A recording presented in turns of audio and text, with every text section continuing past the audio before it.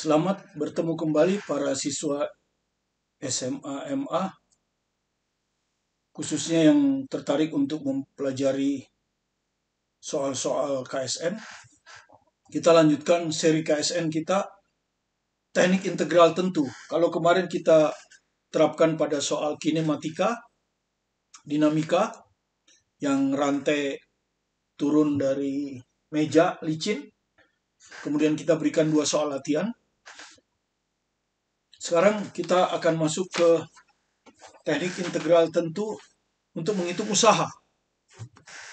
Jadi soalnya masih soal KSN ya, hanya kita ambil singkat sedikit. Jadi sebuah partikel bermasa M, jadi partikelnya masa M, meluncur di atas sebuah lengkungan licin. Jadi ini licin ya, nggak ada gesekan. ABC, A, B, C. Titik B adalah titik terendah lintasan yang berbentuk setengah lingkaran dengan jari-jari R. Jadi jari-jarinya R. Ya.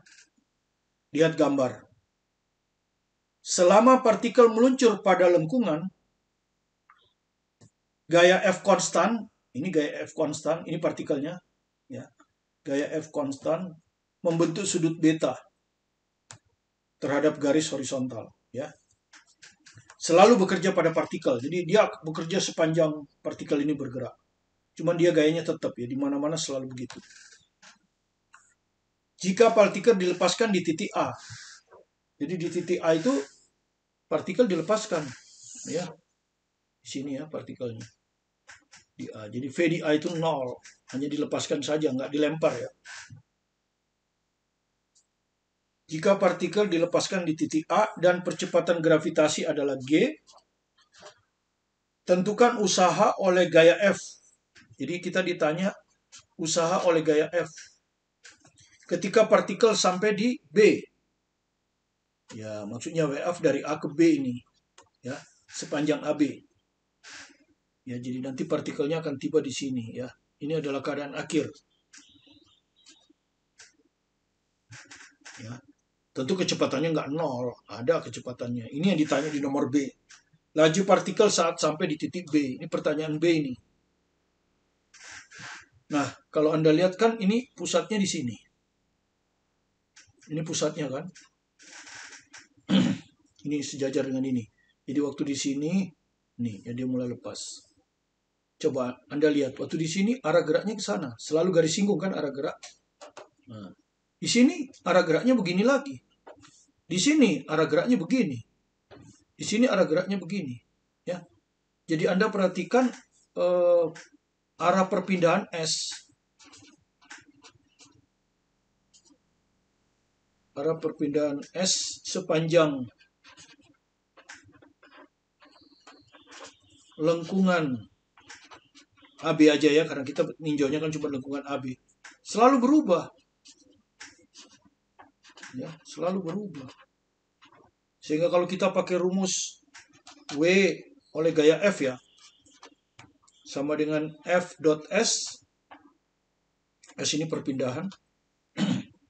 Biasanya dibilang besar dari F, besar dari S, kosinus sudut antara vektor ya, misalnya theta. Theta itu adalah sudut antara F vektor dan S vektor. Kalau Anda lihat kan selalu berubah sudutnya. Di sini misalnya, S-nya begini, F-nya ke sana. Ya, sudutnya ini. Di sini, F-nya kan tetap ke situ. Anda lihat sudut ini dengan sudut ini beda. Apalagi kalau di sini. Di sini S-nya ke sana. F-nya ke sana. Theta-nya sama dengan B. Jadi sudut theta ini selalu berubah. Gitu. Ya. Jadi sudut theta ini selalu berubah. Gitu. Tidak tetap. Dan kalau kita mulai misalnya mengukur dari garis horizontal ini ya, dari garis vertikal atau garis horizontal, dari garis horizontal. Ya, kita ukur dari garis horizontal. Jadi waktu di A, sudut theta A itu 0. Ini keadaan awal kan? Nih. Kalau pada saat T, kan kita harus buat pada saat T kan. Taruhlah pada saat T itu dia di sini. Ya, pada saat T itu dia di sini. Ini adalah garis pusatnya. Ya. DS-nya tentu ini kan. Nah, kita ambil elemennya DS. Karena berubah-ubah. DS ini punya sudut. Sudutnya yang berubah sebetulnya kan. Sudutnya ini. Nah, ini kita sebut d theta. Sudut yang ini. Yang ininya kita sebut theta. Jadi kalau Anda lihat tetanya selalu berubah. Di sini tetanya 0. Di sini tetanya ini. Ya. Itu. Nah, sekarang kalau di sini tetanya berubah lagi kan? Nah, kalau di B, keadaan akhir, tetanya 90 tuh, ya. Tetanya 90 atau pi per 2. Nah, di B ini tetanya 90 derajat atau pi per 2 radian. Ini keadaan akhir. Gitu. Jadi kelihatan di sini sudutnya yang berubah-ubah. Jadi nanti elemennya harus elemen d theta ya. Elemen integralnya harus d theta. Gitu. Karena theta ini yang berubah. Nah, sedangkan elemen yang kita ambil itu kan ds. Ya, elemen perpindahannya ds berubah juga, arahnya tapi yang berubah. Besarnya cenderung tetap. Elemen perpindahan ds. ds ini harus kita rubah ke d theta. Dan Anda sudah tahu itu. Ya, Anda sudah belajar kan? Kalau Anda perhatikan sudut ini. Ini ds-nya kan? Ini d theta. Sudut d theta kan kecil. Nah, sudut d theta ini kan kecil. Lebih kecil dari 10 derajat. Sehingga ds akan sama dengan r d theta. Ya, di matematik. ds ini, yang ini akan sama dengan R. Kan ini R ini, jari-jari. Ya. R d theta. Gitu. Kalau sudutnya kecil kan gitu. Ya, dalam radian. Jadi ds bisa kita rubah tuh ke R d theta. Nah, sekarang kita lihat rumusnya ya. Jadi tentu ini rumusnya D usaha. Usaha oleh gaya F kan. Rumusnya adalah F. Gaya F kan tetap, konstan. Dot ds.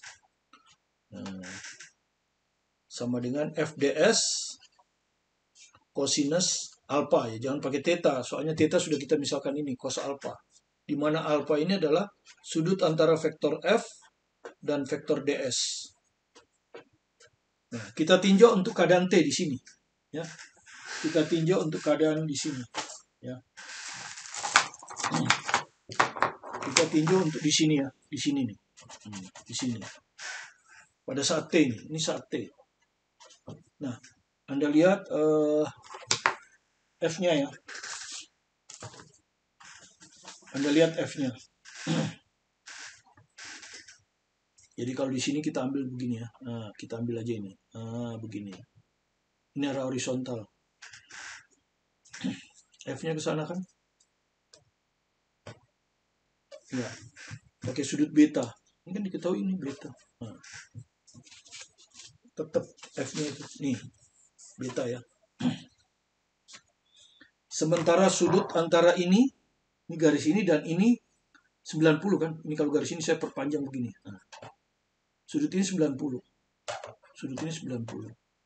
Ya, sudut ini theta. Karena berseberangan kan?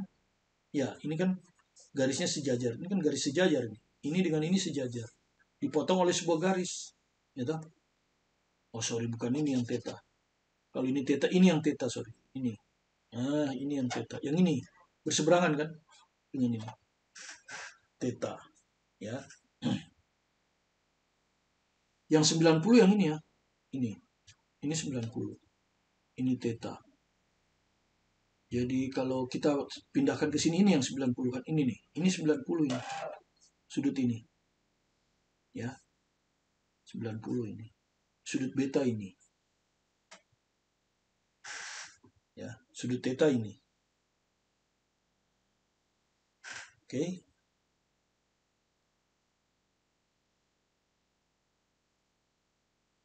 Sekarang sudut antara F dan ds mana?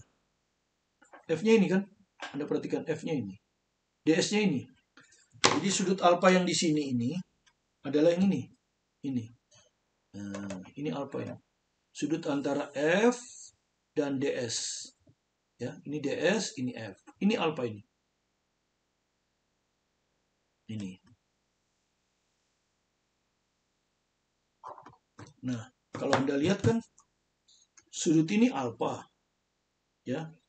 Yang ini 90. Berarti kita harus tambah dengan sudut ini kan, kalau mau 90. Jadi alfa tambah sudut ini, sebut aja ini gamma ya. Gitu, biar gampang. Jadi alfa di sini aja ya, di bawah sini. Alfa ditambah, atau di sini aja. Alfa ditambah ini ya. Alfa ditambah gamma yang ini. 90. Nah, yang kita perlukan kan sudut alfa. Oke, jadi alfa sama dengan 90 dikurangi gamma. Ya. 90 dikurangi gamma. Nah, gamma ini kalau Anda lihat apa ini gamma? Gamma ini. Ini theta. Ini theta, ini beta. Jadi gamma ini adalah theta dikurangi beta. Nah, begini. Jadi gamma itu theta dikurangi beta ya. Perhatikan lagi ya. Ini gamma. Ini theta. Ini theta sebelah sini. Ini beta. Berarti gamma itu adalah theta dikurangi beta. Itu. Nanti kita perlu cos alpha. Ini ya. Jadi kalau saya masukkan sini F ds cos alpha itu 90 min gamma. Ya, 90 min gamma-gammanya ini. Theta min beta. Gamma itu kan variabel perantara. Ya, ini gamma. Variabel perantara. Yang diketahui kan theta dan beta. Ya, sudut beta ini diketahui ya. Di soal sudah ada. Jadi jawaban Anda itu sah kalau dalam beta dan dalam R. Karena jari-jari diketahui, beta juga diketahui. Kalau nanti ada gravitasi, ya udah. Gitu. Yang lain tidak boleh ada. Ya. Oke. Nah, Anda sudah tahu cos 90 kurang, itu sinus. Ya. Cos 90 kurang itu adalah sinus. Jadi ini F ds sinus. Ya, ini sinus itu. Sinus theta min beta.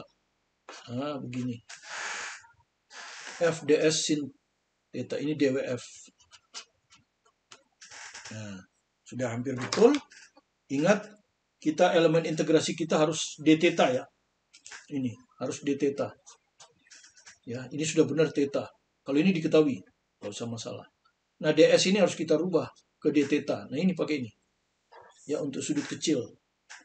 Jadi kita rubah. F diketahui. Ya, F juga diketahui, sorry. Jadi ini akan sama dengan F. ds-nya itu r d theta. R d theta. Sinus theta min beta. Nah, ini dwf. Nah, sekarang udah benar nih. D-nya sudah d theta. Jadi sekarang kita tinggal integralkan. Ya. Kalau kita integralkan dwf ini, nah begini kita integralkan. Kita mulai dari A kan? Ini posisi awal kan? W di A sampai W di B. W akhir ya, W di B ini. W di A 0 dong. Dia belum S-nya masih 0 kan?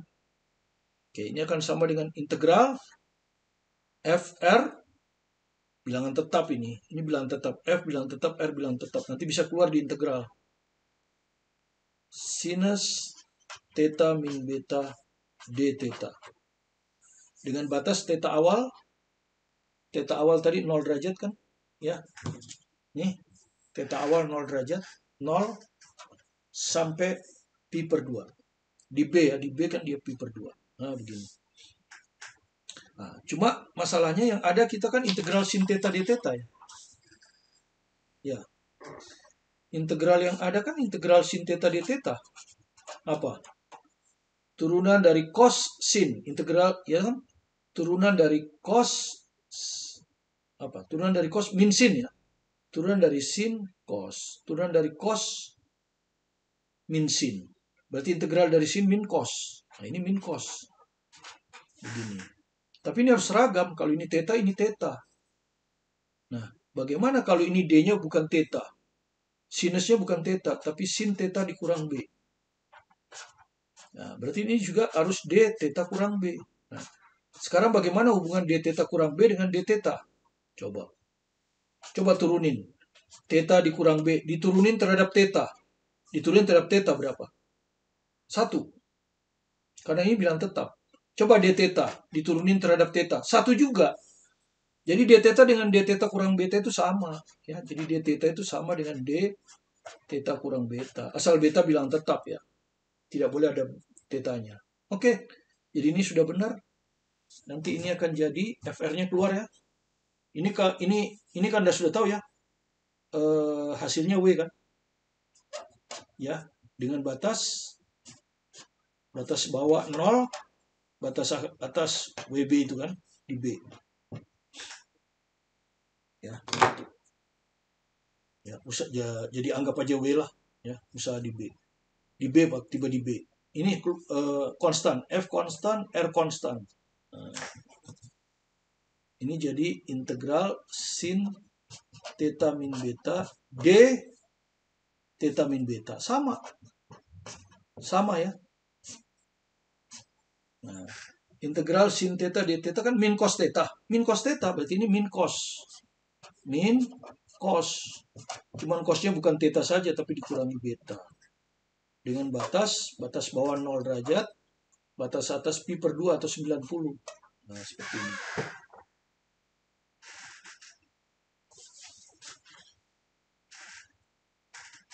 Oke. Ini kalau kita masukkan batas atas, batas bawahnya jadi WB kurang 0 kan? Ya.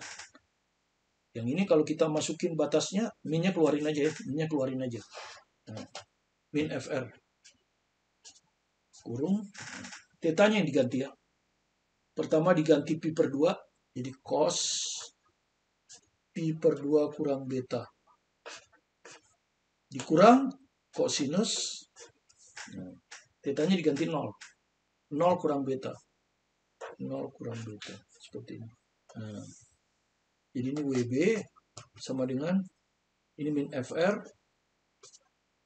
Nah, cos pi min per 2 kurang beta. Cos 90 kurang beta. Sinus beta ini. Ini cos min beta sama dengan cos beta. Jadi ini min cos beta. Begini. Ya. Kemudian ada yang nggak suka dengan minus ini. Minus ini dimasukin kalau kita kalikan dengan min. Ini kan plus. Jadi cos beta dikurangi sin beta. Nah, inilah jawabnya. Ya. Inilah usaha ketika dia di B. Ya, tentu ini maksudnya dari A ke B. Usaha dari A ke B. Ya. Totalnya ini. Udah dapat ini. Ya, jadi Anda harus pakai teknik integral. Tidak bisa Anda pakai rumus yang biasa. Kalau rumus yang biasa itu sudutnya selalu tetap. Jadi begini. Ini pindah ke sini. Nah, ini selalu tetap kan S-nya. Kemudian Anda kasih gaya ke sana. Gayanya juga selalu tetap. Nah, ini baru Anda pakai WFS cos theta. Ya. Di sini tidak bisa. Arah tetanya selalu berubah. Ya, di sini tetanya 0. Di sini pas di sini tetanya 45. Kalau di pertengahan sini. Sini tetanya 90. Kalau diterusin lagi sampai sini tetanya 180. Ya, tapi tidak ditanya. Coba Anda hitung berapa usaha setelah tiba di sini. Ya, berapa usaha total setelah tiba di sini. Dari A ke F. Oke, saya rasa cukup seperti ini. Pertanyaan A ini selesai. Ya. Pertanyaan B-nya, kalau Anda lihat di soal, kita lihat lagi di soal ya, pertanyaan B. Ya, hampir sama dengan soal KSN, cuma saya permudah kan, hanya satu gaya. Laju partikel saat sampai di titik B. Nah, berapa laju partikel saat sampai di titik B? Berapa lajunya setelah tiba di sini? VB. Ya, jadi gerak dari A ke B ini. Gerak dari A ke B. Ya, memang tidak ada gaya gesek, tapi ada gaya F. Bekerja gaya F. Ya, dan gaya F ini termasuk gaya non-konservatif. Ya, gaya non-konservatif. Dia bukan gaya konservatif. Gaya konservatif itu kan satu gaya berat, yang kedua gaya pegas. Biasanya kan. Yang ketiga gaya gravitasi. Ya, ini gaya dari luar. Ya, jadi non konservatif. Nah, kita harus pakai teorema usaha energi kan? Teorema usaha energi, energi mekanik, yang menyatakan bahwa usaha oleh gaya non konservatif sama dengan perubahan energi mekanik dari titik awal ke titik akhir yang kita tinjau. Di sini tentu non konservatif usaha dari F sudah kita hitung tadi ya, dari A ke B loh ini ya, yang sudah kita hitung. Nah, perubahan energi mekaniknya akhir kurang awal, berarti energi mekanik akhir akhirnya di B dikurangi energi mekanik di A. Kemudian energi mekanik itu terdiri dari energi potensial ditambah energi kinetik. Ini di B. Di sini energi potensial ditambah energi kinetik di A. Nah, pertama kita cek dulu energi potensialnya. Nah, energi potensial itu biasanya kalau ada dua titik kita ambil titik terendah 0 ya, dengan diambil sebagai acuan. Ya. Jadi kita ambil sebagai acuan. Di sini kan dari titik A ke B, B lebih rendah, jadi ambil aja acuan ini. Ya, acuan energi potensial. Sehingga nanti energi potensial B-nya 0. Ini 0. Nah, energi kinetik di B ya setengah mvb kuadrat. Ini yang ditanyakan. Ini yang ditanya muncul di sini. Nah, ini yang ditanya. Min masa dianggap diketahui ya. Untuk soal pertama ini masa dianggap diketahui. Nah, soal yang kedua ada lihat tuh. Jawabannya kan dalam F betul, R betul, beta betul. Ya, tidak ada jawaban lain. Tapi untuk nomor B masa diperlukan. Oke, selesai. Energi potensial A. Nah, A itu tingginya R kan? Tinggi vertikalnya R ini. Nah, jadi Anda lihat HA-nya sama dengan R. Sehingga energi potensial kan ketinggian vertikal. MGR. Ini MGR. Nah, energi kinetik di A. Di A kan cuma dilepas. VA-nya 0 tadi. Jadi energi kinetik di A itu 0. Nah, seperti ini. Nah, WF-nya sudah tahu kita. Ya, masukkan aja WF-nya berapa tadi? FR cos beta kurang sin beta. Nah, seperti ini. Oke, ini pindahkan ke sana. Ya, kalau kita pindahkan ke sana, apa jawabannya? FR cos beta dikurang sin beta. Begitu. Min MGR jadi plus MGR. Sama dengan setengah M VB kuadrat. Ya sudah ketemu ini. Jadi VB kuadratnya ketemu, nanti tinggal diakarin ya. VB kuadrat dulu lah. Berarti dikali 2 dibagi M kan. 2 per M. Ya kan. Dikali 2 dibagi M. Seperti ini jadinya. Kali FR cos beta min sin beta. Tambah MGR. Nah begini.